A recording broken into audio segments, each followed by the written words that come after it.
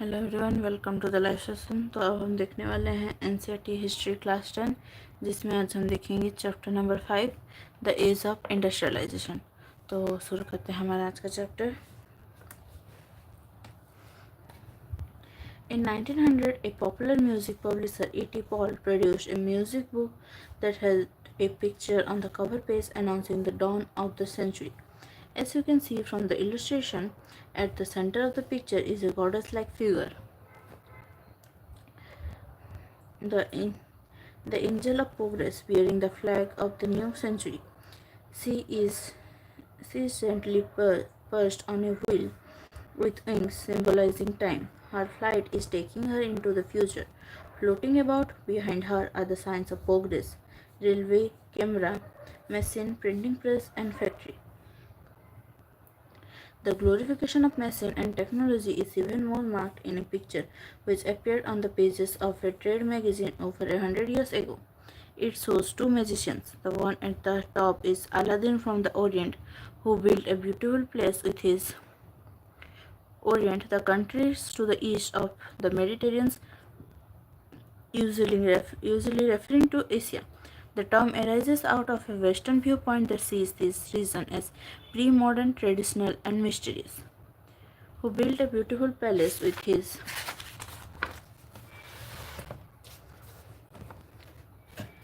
magic lamp.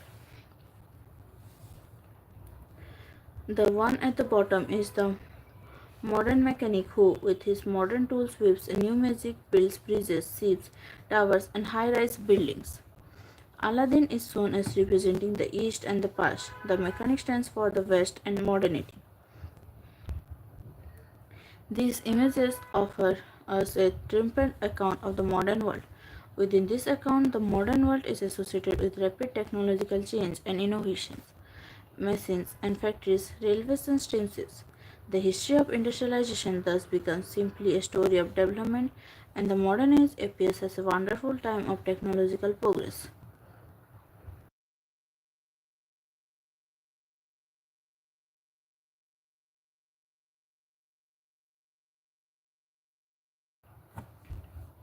These images and associations have now become part of popular imagination. Do you not see rapid industrialization as a time of progress and modernity? Do you not think that the spread of railways and factories and construction of high-rise buildings and bridges is a sign of society's development? How have these images developed, and how do we relate to these ideas? Is industrialization always based on rapid technological development? Can we today continue to glorify continuous mechanization of all work? What has industrialization meant to people's life? To answer such questions, we need to turn to the history of industrialization. In this chapter, we will look at the history by focusing first on Britain, the first industrial nation, and then India, where the pattern of industrial change was conditioned by colonial rule. Before the Industrial Revolution, all too often we associate industrialization with the growth of factory industry. When we talk about industrial production, we refer to factory production. When we talk of industrial workers, we mean factory workers. Histories of industrialization very often begin with the setting of the first factories. There is a problem with such ideas. Even before factories began to dot the landscape in England and Europe, there was a large-scale industrial production for an international market. This was not based on factories. Many historians now refer to this phase of industrialization as proto-industrialization. Proto indicating the first or early form of something. In the 7th and 18th century, merchants from the towns in Europe began moving to the countryside, supplying money to peasants and artisans, persuading them to produce for an international market. With the expansion of world trade and the acquisition of colonies in different parts of the world, the demand for goods began growing.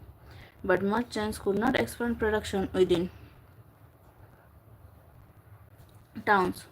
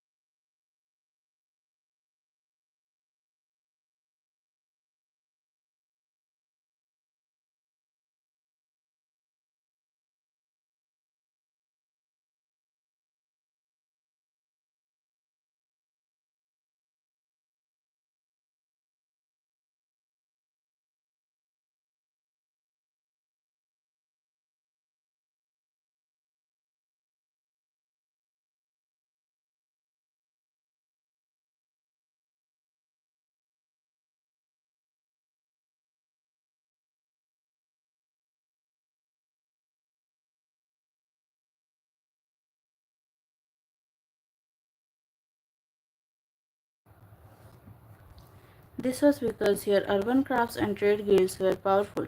These were associations of producers that trained craftspeople, maintained control over production, regulated competition and prices, and restricted the entry of new people into the trade. Rulers granted different guilds the monopoly right to produce and trade in specific products. It was therefore difficult for new merchants to set up business in towns, so they turned to the countryside. In the countryside, poor peasants and artisans began working for merchants. As you have seen in the textbook last year, this was a time when open fields were disappearing and commons were being enclosed. Cottagers and poor peasants who had earlier depended on common lands for their survival, gathering their firewood, berries, vegetables, hay, and straw, had to now look for alternative sources of income.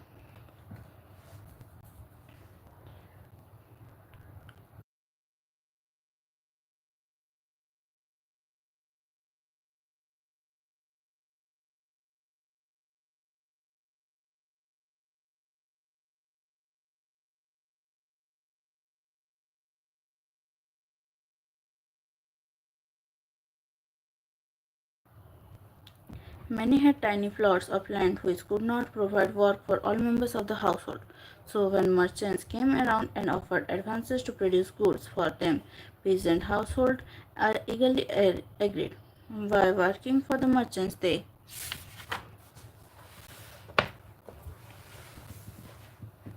could remain in the countryside and continue to cultivate their small plots. Income from proto industrial production supplemented their shrinking income from cultivation. It also allowed them a fuller use of their family labor resources. Within this system, a close relationship developed between the town and the countryside. Merchants were based in towns, but the work was done mostly in the countryside. A merchant clother in England purchased wool from a wool stapler and carried it to the spinners. The yarn thread that was spun was taken in subsequent stages of production to weavers, fullers, and then to dyers. The finishing was done in London before the export merchants sold the cloth in the international market. London, in fact, came to be known as the finishing center.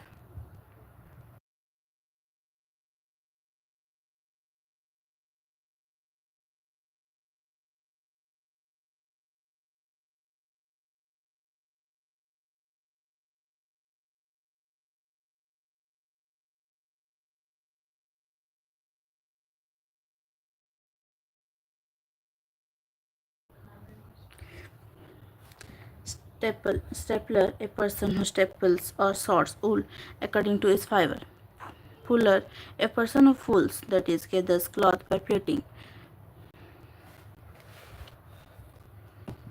This proto-industrial system was thus part of a network of commercial exchanges. It was controlled by merchants and the goods were produced by a vast number of producers working within their family farms, not in factories.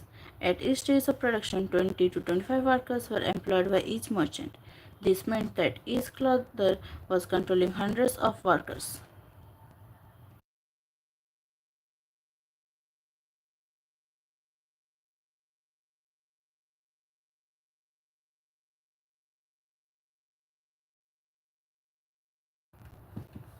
The coming up of the factory. The earliest factories in England came up by the 1730s, but it was only in the late 18th century that the number of factories multiplied. The first symbol of the new era was cotton. Its production boomed in the late 19th century. In 1760, Britain was importing 2.5 million pounds of raw cotton to feed its cotton industries. By 1787, this import soared to 22 million pounds. This increase was linked to a number of changes within the process of production. Let us look briefly at some of these. A series of inventions in the 18th century increased the efficiency of each step of the production process: carding, twisting, and spinning and rolling. Carding, the process in which fibers such as cotton or wool are prepared prior to spinning. They enhanced the output per worker, enabling each worker to produce more, and they made possible the production of stronger threads and yarn. Then Richard Arkwright created the cotton mill. Till this time, as you've seen, cloth production was spread all over the countryside and carried out within village households. But now the costly new machines could be purchased, set up, and maintained in the mill. Within the mill, all the processes were brought together under one roof and management. This allowed a more careful supervision over the production process, a watch over quality, and the regulation of labor, all of which had been difficult to do when production was in the countryside. In the early 19th century, factories increasingly became an intimate part of the English landscape. So visible were the imposing new mills, so magical seemed to be the power of new technology that contemporaries were dazzled. They concentrated their attention on the mills, almost forgetting the bylines and the workshops where production still continued. The pace of industrial change. How rapid was the process of industrialization? Does industrialization mean only the growth of factory industries? First, the most dynamic industries in Britain were clearly cotton and metals, growing at a rapid pace. Cotton was the leading sector in the first phase of industrialization up to the 1840s. After that, the iron and steel industry led the way. With the expansion of railways in England from the 1840s and in the colonies from the 1860s, the demand for iron and steel increased rapidly. By 1873, Britain was exporting iron and steel worth about euro 77 million, double the value of its cotton export.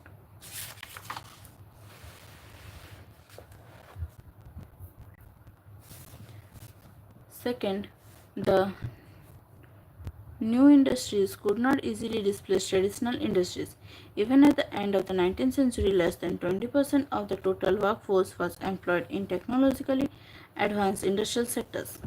Textiles was a dynamic sector, but a large portion of the output was produced not within factories but outside within domestic units.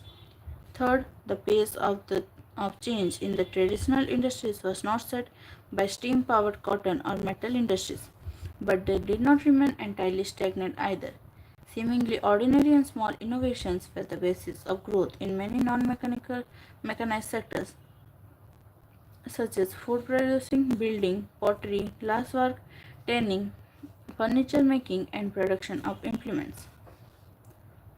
Fourth, technological changes occurred slowly. They did not spread dramatically across the industrial landscape. New technology was expensive and merchants and industrialists were cautious about using it. The machines often broke down and repair was costly. They were not as effective as their investors and manufacturers claimed. Consider the case of the steam engine. James Watt improved the steam engine produced by Newcomen and patented the new engine in 1781. His industrialist friend Matthew Boulton manufactured the new model, but for years he could find no buyers. At the beginning of the 19th century, there were no more than 321 steam engines all over England. Of these, 80 were in cotton industries and 9 in wool industries and the rest in mining, canal works, and ironworks. Steam engines were not used in any of the other industries till much later in the century. So, even the most powerful new technology that enhanced the productivity of labor manifold was slow to be accepted by industrialists. Historians now have come to increasingly recognize that the typical worker in the mid 19th century was not a machine operator but the traditional craftsperson and laborer.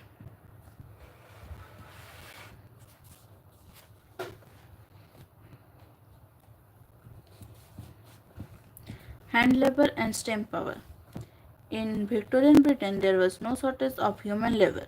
Poor peasants and vagrants moved to the cities in large numbers in search of jobs waiting for work. As you will know, when there is plenty of labor, wages are low. So industrialists had no problem of labor shortage or high wage cost. They did not want to introduce machines that got rid of human labor and required large capital investment. In many industries, the demand for labor was seasonal. Gasworks and breweries were especially busy through the cold months, so they needed more workers to meet their peak demand. Bookbinders and printers, catering to Christmas demand who needed extra hands before December. At the waterfront, winter was the time that ships were repaired and spruced up.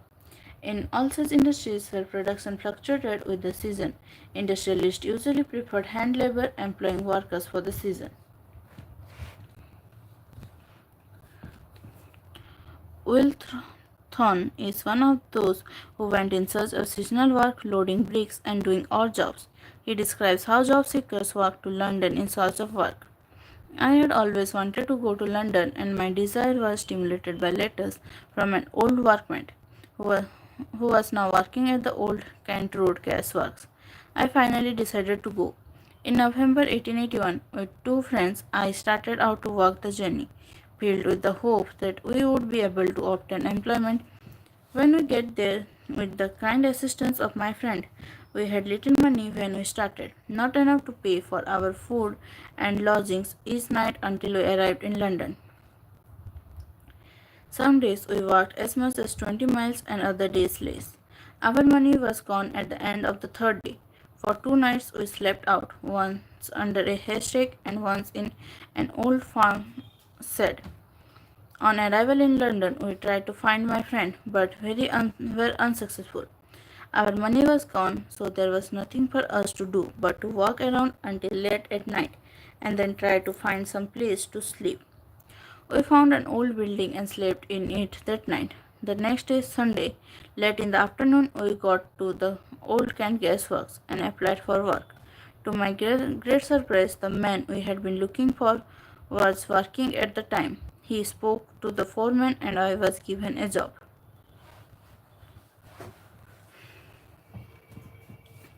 A range of products could be produced only with hand labor. Machines were oriented to producing uniforms, standardized goods for a mass market, but the demand in the market was often for goods with intricate designs and specific shapes. In mid-19th century Britain, for instance, 500 varieties of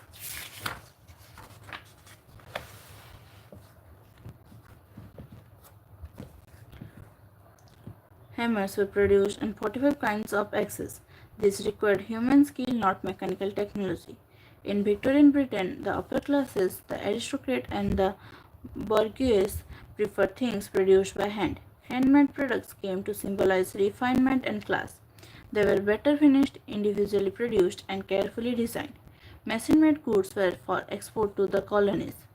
In countries with labor shortage, industrialists were keen on using mechanical power so that the need for human labor can be minimized. This was the case in 19th century America. Britain, however, had no problem hiring human hands.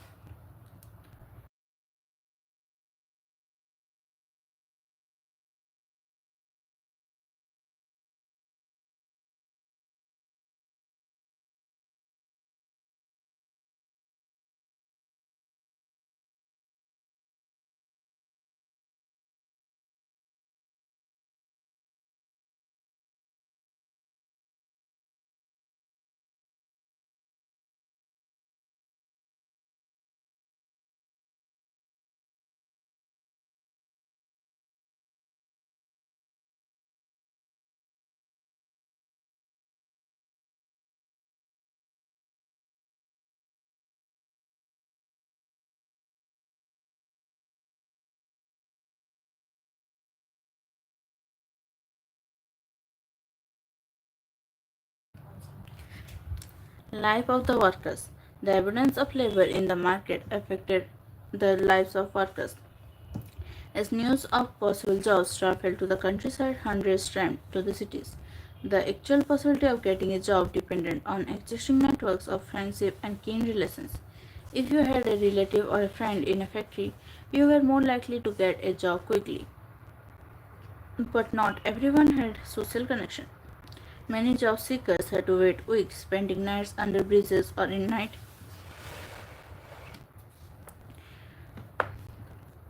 shelters. Some stayed in refuges that were set up by private individuals. Others went to the casual wards maintained by the poor law authorities. Seasonality of work in many industries meant prolonged periods without work. After the busy season was over, the poor were on the streets again. Some returned to the countryside after the winter when the demand for labor in rural areas opened up in places. But most looked for odd jobs, which till the mid-century remained very difficult to find. Wages increased somewhat in the early 19th century, but they tell us little about the welfare of the workers. The average figures hide the variations between trades and fluctuations from year to year. For instance, when prices rose sharply during the prolonged Napoleonic War, the real value of what the workers earned fell significantly, since the same wages could now buy fewer things. Moreover, the income of workers depended not on the wage rate alone. What was also critical was the period of employment. The number of days of work determined the average daily income of the worker. At the best of times till the mid 19th century, about 10% of the urban population were extremely poor.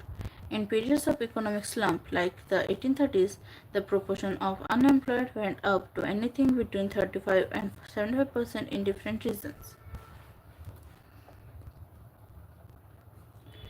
A magistrate reported in 1790 about an incident when he was called in to protect a manufacturer's property from being attacked by workers. From the depredations of a lawless banditry of coilers and their wives, for the wives had lost their work on to spinning engines. They advanced at first with much insolence, avowing their intention of cutting to pieces the machines lately introduced in the woolen manufacture, which they suppose, if generally adopted, will lessen the demand for manual labor. The women became clamorous. The men were more often to conviction and after some exploitation were induced to desist from their purpose and return peaceably home. The fear of unemployment made workers hostile to the introduction of new technology. When spinning jenny was introduced, spinning jenny devised by James Hargreaves in 1764, this machine speeded up the spinning process and reduced labor demand. By turning one single wheel, a worker could set in motion a number of spindles and spin several threads at the same time. Introduced in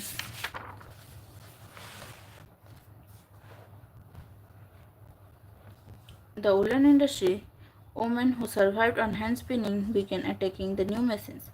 This conflict over the introduction of the jenny continued for a long time. After 1840s, building activity intensified in the cities, opening up greater opportunities of employment. Roads were widened, new railway stations came up, railway lines were extended, tunnels dug, drainage in Suez laid, rivers embanked. The number of workers employed in the transport industries doubled in the 1840s and doubled again in the subsequent 30 years.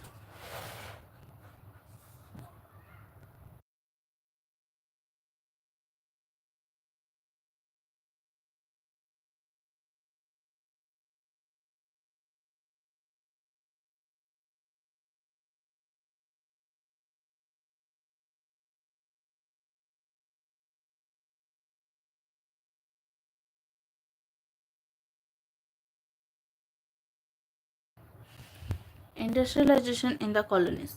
Let us now move to India to see how a colony industrializes. Once again, we will look not only at factory industries but also at the non mechanized sector. We will limit our discussion primarily to textile industries. The age of Indian textiles. Before the age of machine industries, silk and cotton goods from India dominated the international market in textiles. Coarser cottons were produced in many countries, but the finer varieties often came from India. Armenian and Persian merchants took, took the goods from Punjab to Afghanistan, eastern Persia, and Central Asia. Bales of fine textiles were carried on camelback via the northwest frontier through mountain passes and across deserts. A vibrant sea trade operated through the main pre-colonial ports. Surat on the Gujarat coast connected India to the Gulf and Red Sea ports. Machilipatnam on the Coromandel coast and Hooghly in Bengal had trade links with Southeast Asian ports. A variety of Indian merchants and bankers were involved in this network of export trade, financing production, carrying goods, and supplying exporters. Supply merchants linked the port towns to the inland regions. They gave advances to weavers, procured the woven cloth from weaving villages, and carried the supply to the ports.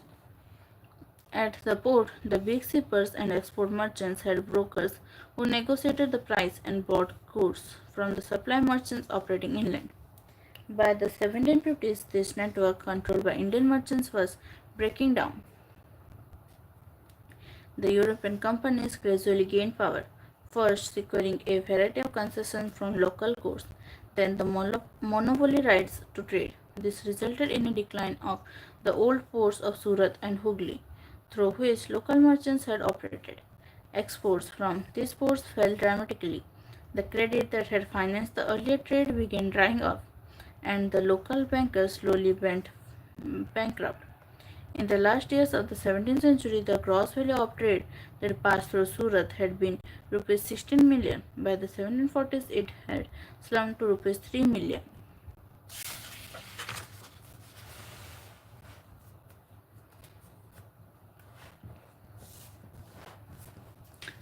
While Surat and Hooghly decayed, Bombay and Calcutta grew. This shift from the old ports to the new ones was an indicator of the growth of colonial power. Trade through the new ports came to be controlled by European companies and was carried in European ships. While many of the old trading houses collapsed, those that wanted to survive had to now operate within a network shaped by European trading companies. How did these changes affect the lives of weavers and other artisans? What happened to weavers? The consolidation of East India Company power after the 1760 did not initially lead to the decline in textile exports from India. British cotton industries had not yet expanded and Indian fine textiles were in great demand in Europe. So the company was keen on expanding textile exports from India. Before establishing political power in Bengal and Carnatic in the 1760s and 1770s, the East India Company had found it difficult to ensure a regular supply of goods for export. The French, Dutch,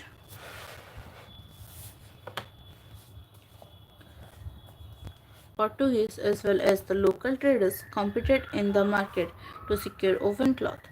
So the weaver and supply merchants could bargain and try selling the produce to the best buyer. In their letters back to London, company officials continuously complained of difficulties of supply and the high prices. However, once the East India Company established political power, it could assert a monopoly right to trade. It proceeded to develop a system of management and control that would eliminate competition, control cost, and ensure regular supplies of cotton and silk goods. This it did through a series of steps. First, the company tried to eliminate the existing traders and brokers connected with the cloth trade and establish a more direct control over the weaver. It appointed a paid servant called the Gomastha to supervise weavers, collect supplies, and examine the quality of cloth. Second, it prevented company weavers from dealing with other buyers. One way of doing this was through the system of advances. Once an order was placed, the weavers were given loans to purchase the raw material for their production. Those who took loans had to hand over the cloth they produced to the Gomastha. They could not take it to any other trader.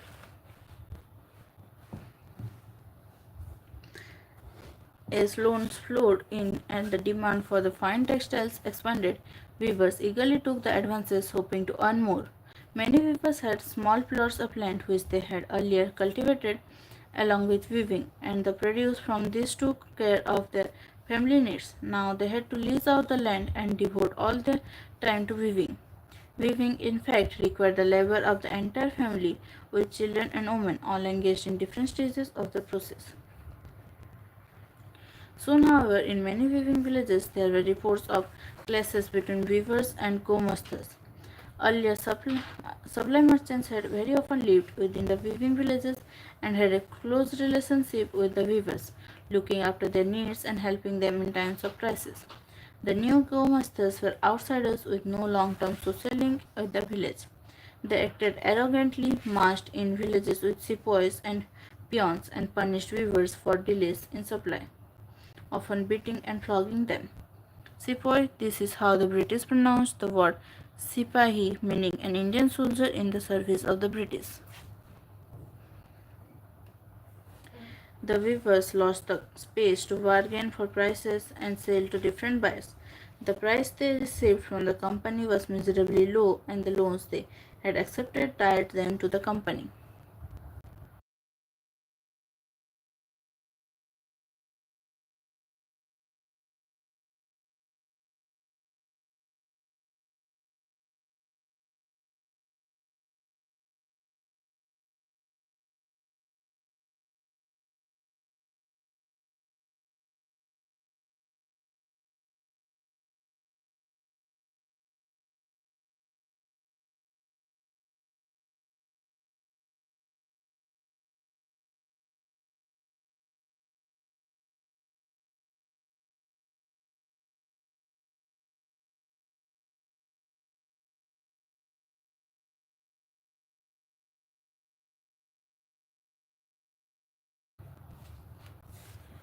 In many places in Carnatic and Bengal, weavers deserted villages and migrated, setting up looms in other villages where they had some family relation. Elsewhere, weavers, along with the village traders, revolted, opposing the company and its officials. Over time, many weavers began refusing loans, closing down their workshops, and taking to agricultural labor. By the turn of the 19th century, cotton weavers faced a new set of problems. Manchester comes to India. In 1772, Henry Petlow, a company official, had ventured to say that the demand for Indian textiles could never reduce since no other nation produced goods of the same quality. Yet, by the beginning of the 19th century, we see the beginning of a long decline of textile exports from India. In 1811 to 12, piece goods accounted for 33% of India's export. By 1850 to 51, it was no more than 3%. Why did this happen? What were its implications? As cotton industries developed in England, industrial groups began worrying about imports from other countries. They pressurized the government to impose import duties on cotton textiles so that Manchester goods could sell in Britain without facing any competition from outside. At the same time, industrialists persuaded the East India Company to sell British manufactures in Indian markets as well. Exports of British cotton goods increased dramatically in the early 19th century. At the end of the 18th century, there had been virtually no import of cotton piece goods into India. But by 1850, cotton piece goods constituted over 31% of the value of Indian imports, and by the 1870s, this figure was over 50%. Cotton weavers in India thus faced two problems at the same time. Their export market collapsed and the local market shrank. Being glutted with Manchester imports produced by machines at lower cost, the imported cotton goods were so cheap that weavers could not easily compete with them. By the 1850s, reports from most weaving regions of India narrated stories of decline and desolation. The Commissioner of Patna wrote, "It appears that 20 years ago a brisk trade was carried on in the manufacture of cloth at Jahanabad and Pehar, which has in the former place entirely ceased, while in the latter the amount of manufacture is very limited, in consequence of cheap and durable goods from Manchester with which the native manufacturers are unable to compete." Reporting on the Khostis, a community of weavers, the census report of Central Province stated, "The Khostis, like the weavers of the finer kinds of cloth in other parts of India, have fallen upon evil times. They are unable to compete with the showy goods which Manchester sends in such profusion, and they have of late years emigrated in great numbers, chiefly to Berar, where as day labourers they are able to obtain wages." By the 1860s, weavers faced a new problem. They could not get sufficient supply of raw cotton of good quality. When the American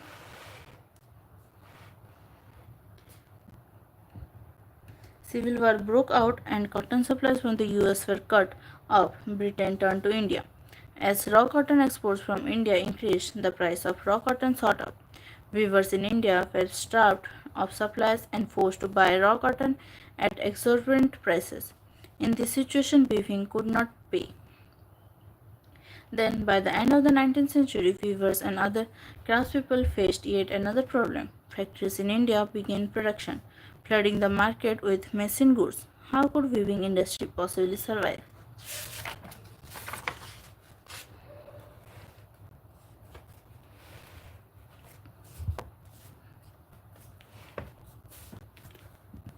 Factories come up. The first cotton mill in Bombay came up in 1854 and it went into production 2 years later. By 1862, four mills were at work with 94,000 spindles and 2,150 looms. Around the same time, jute mills came up in Bengal, the first being set up in 1855 and another one 7 years later in 1862. In North India, the Elgin mill was started in Kanpur in the 1860s, and a year later, the first cotton mill of Ahmedabad was set up. By 1874, the first spinning and weaving mill of Madras began production. Who set up the industries? Where did the capital come from? Who came to work in the mills?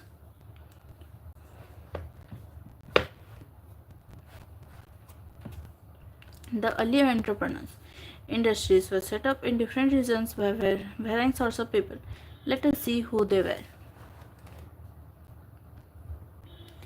The history of many business groups goes back to trade with China. From the late 18th century, as you have read in your book last year, the British in India began exporting opium to China and took tea from China to England. Many Indians became junior players in this trade, providing finance, procuring supplies, and shipping consignments. Having earned through trade, some of these businessmen had visions of developing industrial enterprise in India. In Bengal, Dwarkanath Tagore made his fortune in the China trade before he turned to industrial investment, setting up 6 joint stock companies in the 1830s and 1840s. Tagore's enterprises sank along with those of others in the wider business crisis in the 1840s. But later in the 19th century, many of the China traders became successful industrialists. In Bombay, Parsis like Dinshaw Petit and Jamsetji Nusarvanji Tata, who built huge industrial empires in India, accumulated their initial wealth partly from exports to China and partly from raw cotton shipments to England. Seth Hukumchand, a Marwadi businessman who set up the first Indian jute mill in Calcutta in 1917, also traded with China. So did the father as well as grandfather of the famous industrialist G.D. Birla. Capital was accumulated through other trade networks. Some merchants from Madras traded with Burma, while others had links with the Middle East and East Africa. There were yet other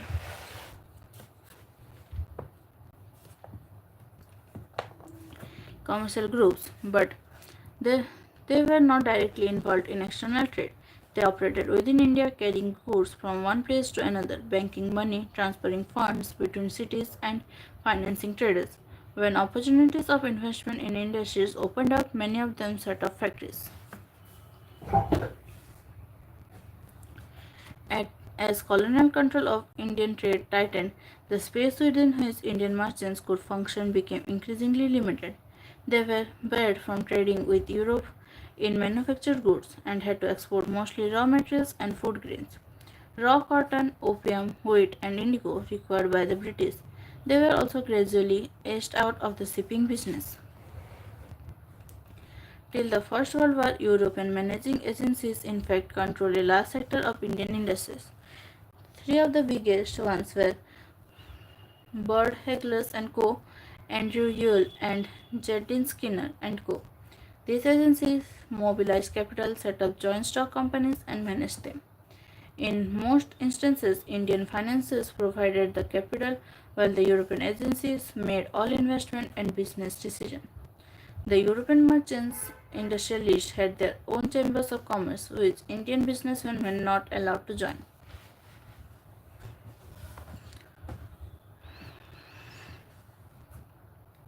Where did the workers come from? Factories needed workers. With the expansion of factories, this demand increased. In 1901, there were 584,000 workers in Indian factories. By 1946, the number was over 2,436,000. Where did the workers come from? In most industrial regions, workers came from the districts around. Peasants and artisans who found no work in villages went to the industrial centers in search of work. Over 50% workers in the Bombay cotton industries in 1911 came from the neighboring districts of Ratnagiri, while the mills of Kanpur got most of their textile hands from the villages within the district of Kanpur. Most often, workers moved between the village and the city, returning to their village homes during harvest and festivals. Over time, as news of employment spread, workers traveled great distances in the hope of work in the mills. From the United Provinces, for instance, they went to work in the textile mills of Bombay and in the jute mills of Calcutta.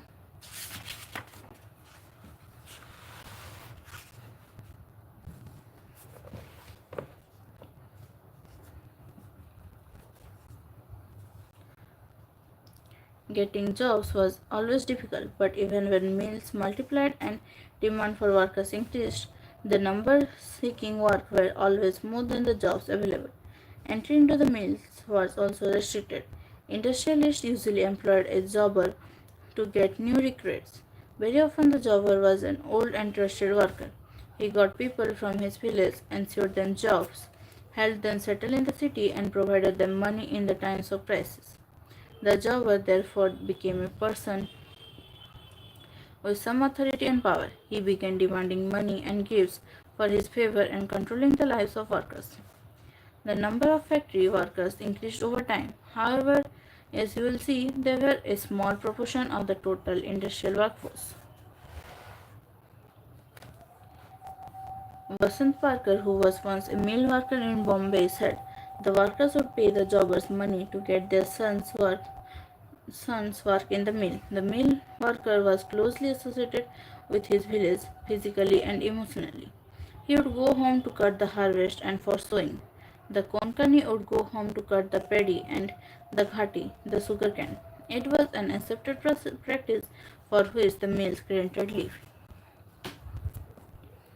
Bhai Bhosle, a trade unionist of Mumbai, recollected his childhood in the 1930s and 1940s. In those days, the shift was 10 hours, from 5 p.m. to 3 a.m. Terrible working hours. My father worked for 35 years. He got the asthma-like disease and could not work anymore. Then my father went back to village.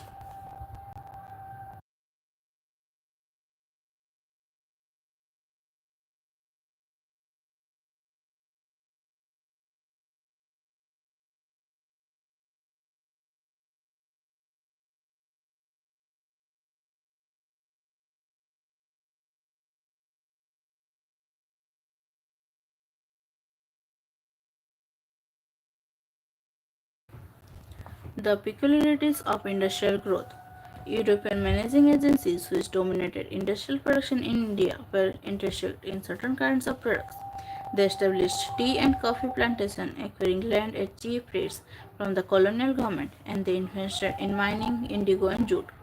Most of these were products required primarily for export trade and not for sale in India. When Indian businessmen began setting up industries in the late 19th century, they avoided competing with Manchester goods in the Indian market.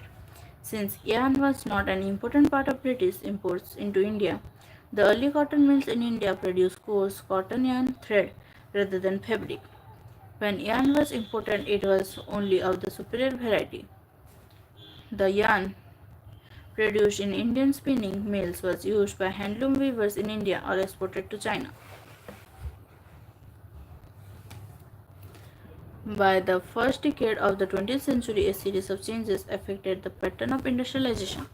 As the Swadeshi movement gathered momentum, nationalists mobilized people to boycott foreign cloth. Industrial groups organized themselves to protect their collective interest, pressurizing the government to increase tariff protection and grant other concessions.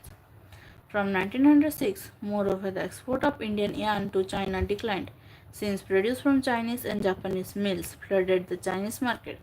So, industrialists in India began shifting from yarn to cloth production. Cotton piece goods production in India doubled between 1900 and 1912. Yet, till the First World War, industrial growth was slow. The war created a dramatically new situation, with British mills busy with war production to meet the needs of army. Manchester imports into India declined. Suddenly, Indian mills had a vast home market to supply. As the war prolonged, Indian factories were called upon to supply war needs: jute bags, cloth for army uniforms, tents and leather goods, horse and mule saddles, and a host of other items. New factories were set up and old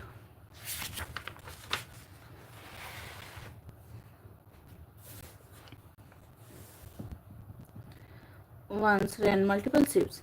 Many new workers were employed and everyone was made to work longer hours. Over the war years, industrial production boomed. After the war, Manchester could never recapture its old position in the Indian market. Unable to modernize and compete with the US, Germany, and Japan, the economy of Britain crumbled after the war. Cotton production collapsed and exports of cotton cloth from Britain fell dramatically. Within the colonies, local industrialists gradually consolidated their position, substituting foreign manufacturers and capturing the home market.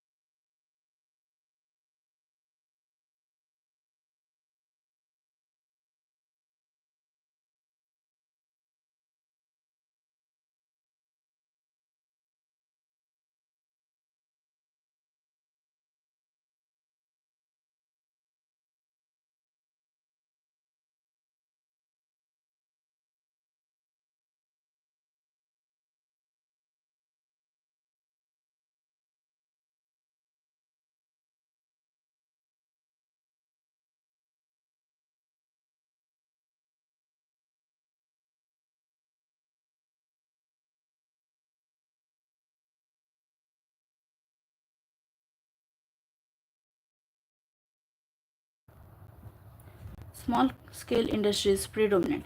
While factories industries grew steadily after the war, large industries formed only a small segment of the economy. Most of them, about 67% in 1911, were located in Bengal and Bombay. Over the rest of the country, small scale production continued to predominate. Only a small proportion of the total industrial labor force worked in registered factories, 5% in 1911 and 10% in 1931. The rest worked in small workshops and household units, often located in alleys and bylanes invisible to the passerby. In fact, in some instances, handicrafts production actually expanded in the 20th century. This is true even in the case of the handloom sector that we have discussed.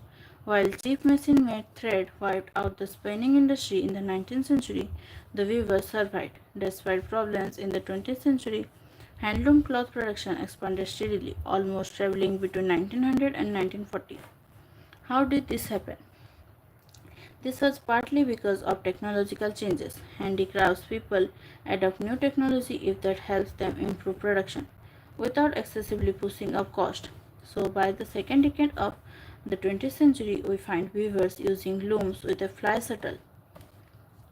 Fly shuttle, it is a mechanical device used for weaving, moved by means of ropes and pulleys. It places the horizontal threads called the weft into the vertical threads called the reft. The invention of the fly shuttle made it possible for weavers to operate large looms and weave wide pieces of cloth. This increased productivity per worker, speeded up production, and reduced labor demand. By 1941, over 35% of handlooms in India were fitted with fly shuttles. In regions like Travancore, Madras, Mysore, Cochin, Bengal, the proportion was 70 to 80%. There were several other small innovations that helped weavers improve their productivity and compete with the mill sector.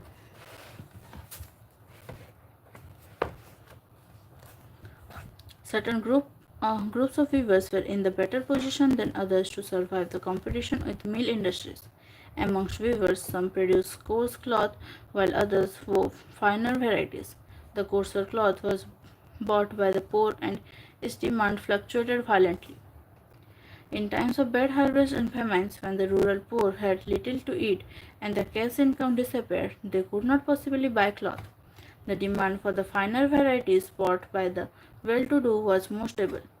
The rich could buy these even when the poor starved. Famines did not affect the sale of Banarasi or Baluchari saris. Moreover, as you have seen, mills could not imitate specialized weaves.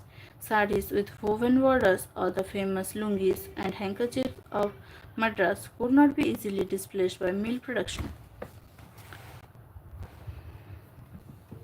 Weavers and other craftspeople who continued to expand production through the 20th century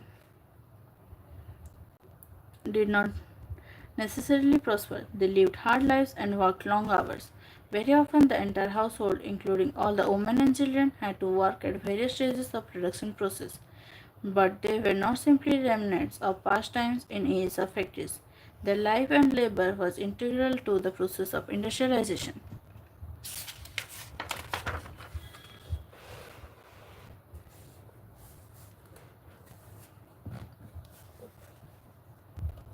Market for goods. We have seen how British manufacturers attempted to take over the Indian market and how Indian weavers and craftsmen, traders, and industrialists resisted colonial controls, demanded tariff protection, created their own spaces, and tried to extend the market for their produce. But when new products are produced, people have to be persuaded to buy them. They have to feel like using the product. How is this done? One way in which new consumers are created is through advertisements. As you know, advertisements make products appear desirable and necessary. They try to save the minds of people and create new needs. Today, we live in a world where advertisements surround us. They appear in newspapers, magazines, hoardings, street walls, television screens. But if we look back into history, we find that from the very beginning of the industrial age, advertisements have played a part in expanding the markets for products and in shaping a new consumer culture.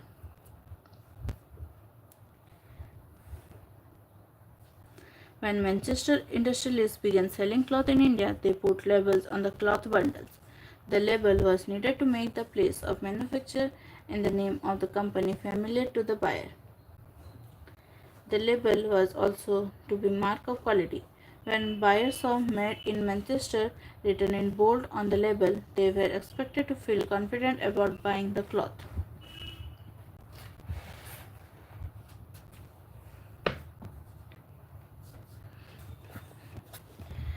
But labels did not only carry words and text, they also carried images and were very often beautifully illustrated.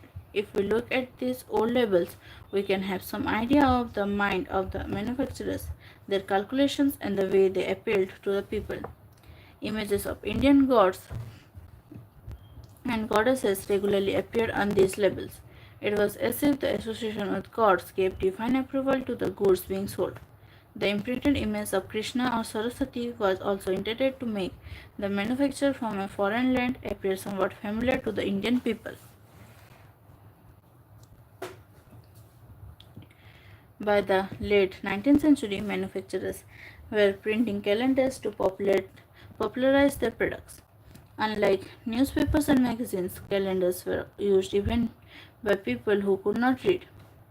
They were hung in tea shops and in poor people's homes just as much as in offices and middle class apartments. And those who hung the calendars had to see the advertisements day after day through the year. In these calendars, once again, we see the figures of gods being used to sell new products. Like the images of gods, figures of important personages of emperors and nababs adorned advertisement and calendars. The message very often seemed to say, if you respect the royal figure, then respect this product. When the product was being used by kings or product produced under royal command, its quality could not be questioned. When Indian manufacturers advertised the nationalist message was clear and loud. If you care for the nation, then buy products that Indians produce. Advertisements became a vehicle of the nationalist message of Swadeshi. Conclusion. Clearly, the age of industries has made major technological changes, growth of factories, and the making of a new industrial labor force. However, as you have seen, hand technology and small scale production remained an important part of the industrial landscape. Look again at figures 1 and 2. What would you now say of the images they project?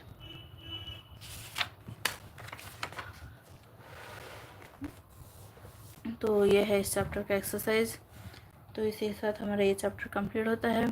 तो अगर आप channel पर नए हैं तो channel को subscribe कर दीजिए और नोटिफिकेशन आइकन पर क्लिक कर दीजिए ताकि आप डेली लाइव क्लास ज्वाइन कर सकें। और अगर आपको वीडियो अच्छा लगे तो लाइक कर दीजिए और अपने दोस्तों के साथ शेयर कीजिए ताकि उन्हें भी हेल्प हो सके। तो हमारा ये सेशन यहीं तक था। Thank you, thanks for joining.